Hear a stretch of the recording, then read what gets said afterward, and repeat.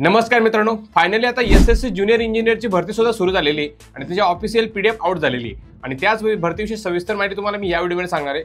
पूर्ण पीडीएफ मध्ये काय काय दिलेली माहिती, पदे कोणकोणती असणार आहे, शिक्षण पात्रता, त्यानंतर वयाची अट, त्यानंतर सिलेक्शन प्रोसेस कशी असणार आहे, ही माहिती तुम्हाला पीडीएफ मध्ये रीड करून सांगणार आहे। सो त्यासाठी व्हिडिओ शॉर्ट पण नक्की बघा आणि आपल्या चॅनलला नवीन असाल तर चॅनलला आधी सबस्क्राइब करून घ्या आणि सोबत ते बेल आयकॉन सुद्धा प्रेस करून घ्या। चला तर कुठलाही टाइमपास न करता सरळ तुम्हाला पीडीएफ मध्ये काय दिलेलं आहे ते सांगतो। तर इथे स्क्रीनवर तुम्ही जी बघताय ती आहे एसएससी ज्युनियर इंजिनियर भरतीची पीडीएफ। वरती एसएससीचा लोगो बघू शकता, त्यानंतर खाली notice junior engineer civil mechanical electrical examination 2025, त्यानंतर खाली डेट्स दिलेले आहेत। ऑनलाईन ऍप्लिकेशन सुरू होणार आहे 30/6/2025, 30 जून पासून ऑनलाईन अर्ज सुरू झालेत आणि शेवटची तारीख आहे 21 जुलै 2025। त्यानंतर खाली दिलेले last date and time for receipt of online application form, तेच परत शेवटची तारीख त्यांनी दिलेली आहे। बाकी तुम्ही ऑनलाईन ऍप्लिकेशनमध्ये काही करेक्शन करायचे असेल तर त्याची विंडो कधी ओपन होईल तर 1/8/2025 ते 2/8/2025 या दरम्यान ती विंडो ओपन होईल, म्हणजे तुम्हाला एक 23 तास भेटतील। ओके, त्यानंतर खाली त्यांनी tentative schedule of computer CBT परीक्षेची टेंटेटिव्ह डेट दिलेली आहे। जो पहिला पेपर असणार आहे CBT 1 तर तो 27 ते 31 ऑक्टोबर 2025 या दरम्यान होणार आहे। ही टेंटेटिव्ह डेट आहे, चेंज होऊ शकते किंवा वाढू शकते किंवा कमी होऊ शकते। त्यानंतर पेपर 2ची तारीख दिलेली आहे जानेवारी ते फेब्रुवारी 2026, म्हणजे पुढच्या वर्षी। त्यानंतर हेल्पलाईन नंबर दिलेला त्यांनी खाली, तुम्हाला काही प्रश्न असतील तर आपली ऑनलाईन ऍप्लिकेशन संदर्भात। त्यानंतर खाली त्यांनी दिलेलं आहे की याच्यामध्ये पोस्ट कशा कशा आहेत, detail of post essential education qualification as on 1/1/2026 1 जानेवारी 2026 पर्यंत जे पद आहेत डिपार्टमेंट वाईज ते त्यांनी दिलेले आहे। ऑर्गनायझेशनचं नाव बघू शकता टेबलमध्ये, ऑर्गनायझेशन, पोस्ट, त्यानंतर इसेन्शियल क्वालिफिकेशन म्हणजे डिपार्टमेंट, त्यानंतर पदाचं नाव, त्यानंतर त्यासाठी लागणारी शिक्षण पात्रता आणि त्याच्या बाजूला जे वयाची अट, age limit. Border road organisation BRO जी भरती निघते त्यासाठी ज्युनियर इंजिनियर, त्यासाठी एज्युकेशन क्वालिफिकेशन पाहिजे, degree in civil engineering from recognise university, म्हणजे तुमचा डिग्री किंवा तुमचा 3 वर्षाचा सिव्हिल इंजिनिअरिंग डिप्लोमा झालेला पाहिजे आणि त्यासाठी वयाची अट अप टू 30 इयर्स, 18 ते कमीत कमी। त्यानंतर junior engineer electrical and mechanical त्याच डिपार्टमेंटला, तर त्यामध्ये तुमचा डिप्लोमा झालेला पाहिजे इलेक्ट्रिकल किंवा मेकॅनिकलमध्ये, वयाची अट सेम आहे अप टू 30 इयर्स। त्यानंतर Brahmaputra board ministry of Jalshakti त्यासाठी civil junior engineer civil same 3 वर्षाचा डिप्लोमा सिव्हिलमध्ये। त्यानंतर सेंट्रल वॉटर कमिशन CWC मध्ये ज्युनियर इंजिनियर मेकॅनिकल त्यासाठी सेम डिप्लोमा पाहिजे मेकॅनिकलमध्ये आणि त्याच डिपार्टमेंटला सिव्हिलची पण जागा आहेत, सेम डिप्लोमा पाहिजे। ओके, म्हणजे डिग्रीवाले पण अर्ज करू शकतात आणि डिप्लोमावाले पण अर्ज करू शकतात।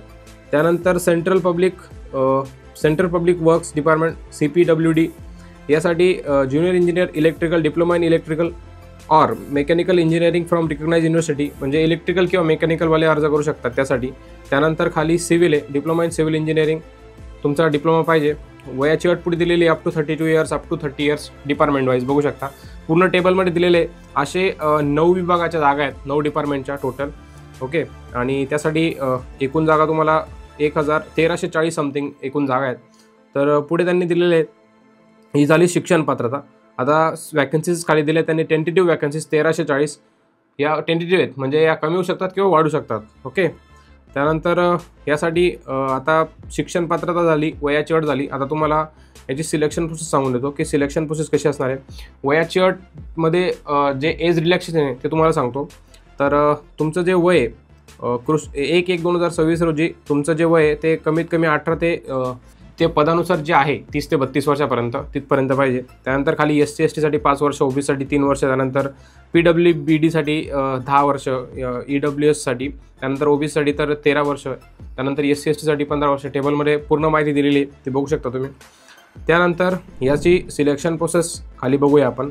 तर सिलेक्शन प्रोसेसमध्ये तुमचे 2 टप्पे होतील। पहिले तर वरती सुरुवातीला सांगितलं तुम्हाला मी पेपर 1 पेपर 2च्या टेंटेटिव्ह डेट सांगताना। तर आता पेपर 1 आणि पेपर 2 याच्यामध्ये कसं असणार आहे सिलेबस, परीक्षा पॅटर्न ते तुम्हाला सांगून येतो। सेंटर ऑफ एक्झामिनेशन त्याच्या आधी त्यांनी दिलेले आहेत, तर इथं टेबल दिलेले आहेत पूर्ण की तुमचे जे सेंटर असणार आहेत एक्झामिनेशनचे ते कुठे कुठे असणार आहेत। टेबलमध्ये सगळी माहिती दिलेली आहे। खाली दिलेले आहे स्कीम ऑफ एक्झामिनेशन, त्यानंतर इथे खाली दिले त्यांनी स्कीम ऑफ एक्झामिनेशन म्हणजे परीक्षेचा पॅटर्न दिलेला आहे. पेपर 1 पेपर 2 होणार आहे. पेपर 1 मध्ये तुमचे 3 विषय असतील. जनरल इंटेलिजन्स अँड रिझनिंग 50 प्रश्न 50 गुण. त्यानंतर जनरल अवेअरनेस 50 प्रश्न 50 गुण. त्यानंतर तिसऱ्यामध्ये पार्ट 1 पार्ट बी पार्ट सी गेलेले आहे जे ब्रांच वाईज असणार आहे. ओके, तर त्यामध्ये तुम्हाला सिव्हिल जर तुमचं सिव्हिल असेल तर सिव्हिलसाठी प्रश्न असतील तुमचे टेक्निकल, तर यासाठी 100 प्रश्न 100 गुण आणि असे एकूण तुम्हाला यासाठी 200 गुणांसाठी 2 तासाचा वेळ असेल. ओके, त्यानंतर पेपर 2 साठी तुमची जी पेपर 2 मध्ये पण पार्ट ए बी सी असणार आहे त्यासाठी 100 प्रश्न आणि 300 गुण असणार आहेत आणि त्यासाठी तुमच्याकडे असेल 2 तास. तर यामध्ये पार्ट ए मध्ये general engineering civil and structural किंवा जनरल इंजिनिअरिंग इलेक्ट्रिकल म्हणजे तुमच्या ब्रांच वाईज असणार आहे तो पेपर. ओके, त्यासाठी तुम्हाला 100 प्रश्न असतील आणि त्यासाठी 100 प्रश्नांसाठी 300 गुण असतील. तर अशा प्रकारे तुमची परीक्षा होईल आणि ही जी परीक्षा असणार आहे ती objective type multiple choice question खाली दिलेलं आहे. MCQ टाईप परीक्षा असणार आहे, एवढं लक्षात ठेवा.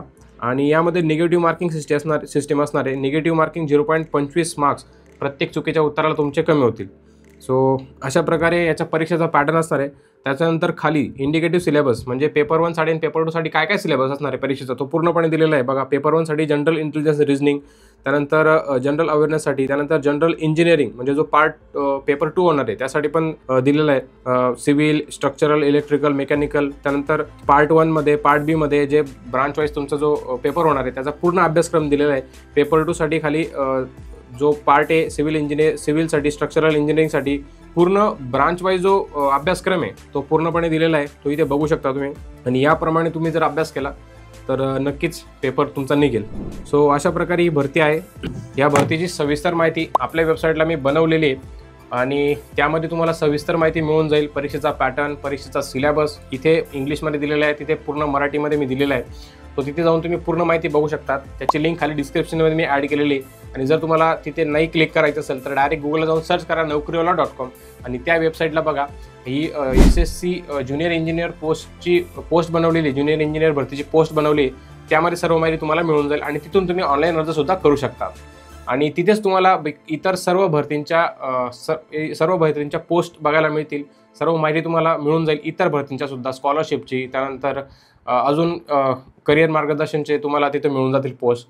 तिथे तुम्ही सर्व माहिती बघू शकता ज्या खूप तुमच्या कामाला येऊ शकतात. सो तुमच्या या भरतीविषयी अजून काही प्रश्न असेल तर ते मला कॉमेंट करून विचारा. त्यांची उत्तरं तुम्हाला मी नक्कीच देईल.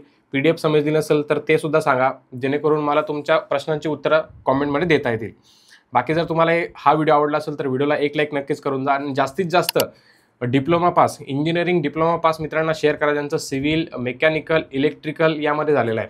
ओके, बाकी आपल्या चॅनलला तुम्ही अजूनपर्यंत सबस्क्राईब केलं नसेल तर आधी सबस्क्राईब करून घ्या आणि सोबत ते बेल आयकॉन सुद्धा प्रेस करून घ्या.